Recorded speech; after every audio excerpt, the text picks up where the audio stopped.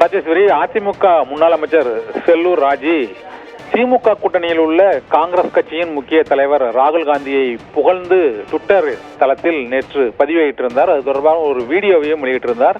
நான் பார்த்து நெகிழ்ந்து ரசித்த தலைவர் ராகுல் காந்தி என்று அதில் புகழாரம் சூட்டியிருந்தார்.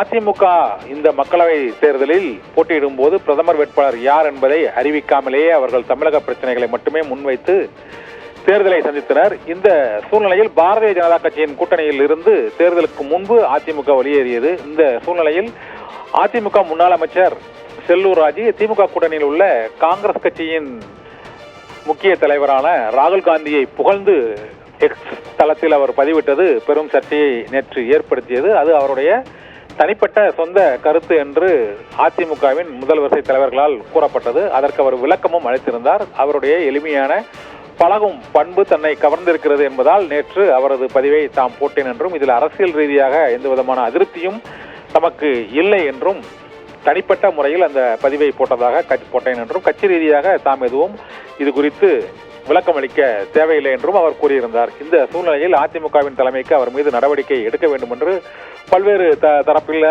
வலியுறுத்தப்பட்டது அல்லது அந்த பதிவை நீக்க வேண்டும் என்று கோரப்பட்டது. இதை ஏற்று இன்று காலையில் அந்த பதிவை ராகுல் காந்தியை புகழ்ந்து பதிவிட்ட பதிவை இன்று அவர் நீக்கி இருக்கிறார். இதன் மூலமாக காங்கிரஸ் கட்சியின் இளம் தலைவர் ராகுல் காந்தியை புகழ்ந்து அதிமுகவின் முன்னாள் அமைச்சர் செல்லூர் ராஜி எக்ஸ் தளத்தில் பதிவிட்ட அந்த புகழார பதிவு சர்ச்சைக்கு முற்றுப்புள்ளி ஏற்பட்டிருக்கிறது. ராஜேஸ்வரி.